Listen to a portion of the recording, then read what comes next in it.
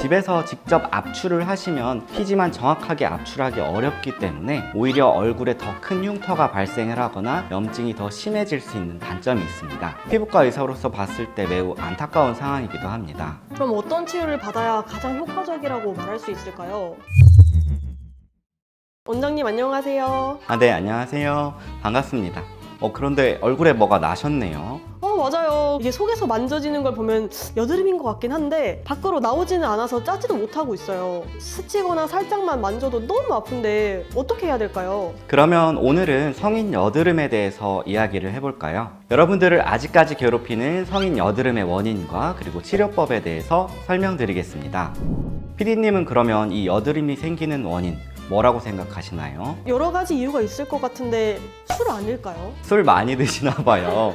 제가 개인적으로 좋아하는 건 아니고 뭐 직장인이 다 그런 거 아니겠습니까? 여드름은 표피에 과도하게 각질이 쌓이고 피지 분비가 늘어나면서 세균 감염에 의해서 생기는 염증 질환입니다. 특히 과도한 피지 분비 그리고 밖으로 제대로 배출이 되지 않는 피지가 여드름 발생에서 가장 중요한 역할을 하는데요. 스트레스 그리고 수면 부족, 방금 말씀하신 술 같은 식습관, 호르몬 분비 같은 다양한 요인들이 영향을 미칠 수 있습니다. 여드름이 아예 안 나게 하긴 좀 어려울 것 같네요. 그러면 이런 여드름이 발생했을 때 해결하는 방법이 따로 있을까요? 우선 홈케어를 하시는 방법, 그리고 저희 피부과에 방문하셔서 상담을 받으시고 그에 따른 적합한 치료를 받으시는 방법이 있습니다. 보통 여드름이 나면 가장 먼저 어떻게 해결하세요? 손으로 짜거나 연고를 바르거나 여드름 패치를 붙이거나 각질 제거하시기도 하시고요. 깨끗하게 소독을 잘 하고 균이 들어가지 않게 한다면 너무 좋겠지만 사실 집에서 그렇게 하기가 너무 어렵잖아요. 집에서 직접 압출을 하시면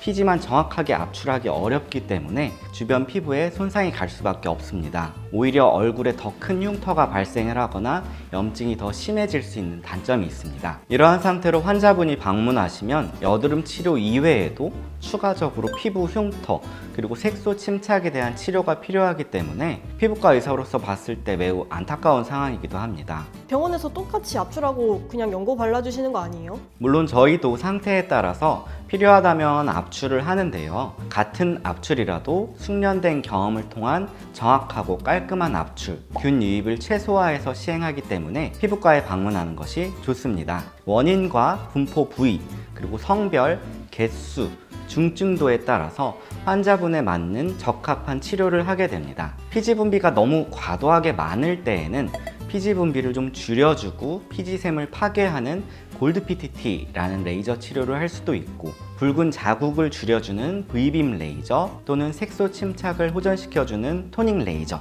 모공의 과도한 각질을 정리해주는 스케일링 등도 시행할 수 있습니다. 먹는 약, 바르는 약, 그리고 염증 주사를 통해서 여드름 염증을 줄이기도 합니다. 그럼 어떤 치료를 받아야 가장 효과적이라고 말할 수 있을까요? 치료라는 것이 환자분 상태에 따라서 진단하는 것이기 때문에 무조건 이게 최고야 라고 단정하는 건 정말 어려운데요. 정보의 홍수 속에서 정확하지 않은 치료를 받고 오히려 악화되어서 내원하는 분이 많습니다. 병원에 내원하셔서 현재 상태에 대해서 정확한 평가 그리고 원인 분석, 이에 맞는 적합한 치료를 하는 것을 권유드립니다. 그러면 병원에서 확실하게 치료를 받는 게 제일 안전하겠네요? 네, 맞습니다. 제가 설명드린 보람이 느껴지네요.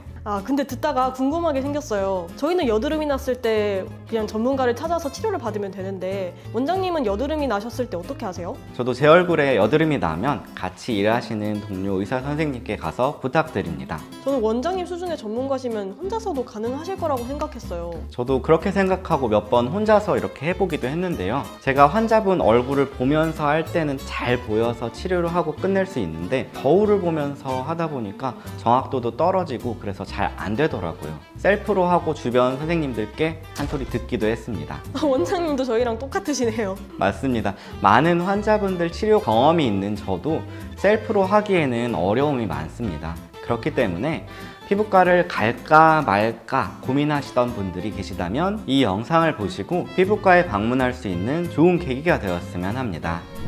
영상을 보시고 궁금하신 점이 생기신다면 언제든지 댓글 남겨주시면 친절히 답변 드리도록 하겠습니다. 지금까지 닥터스 피부과 전문의 오대영 원장이었습니다.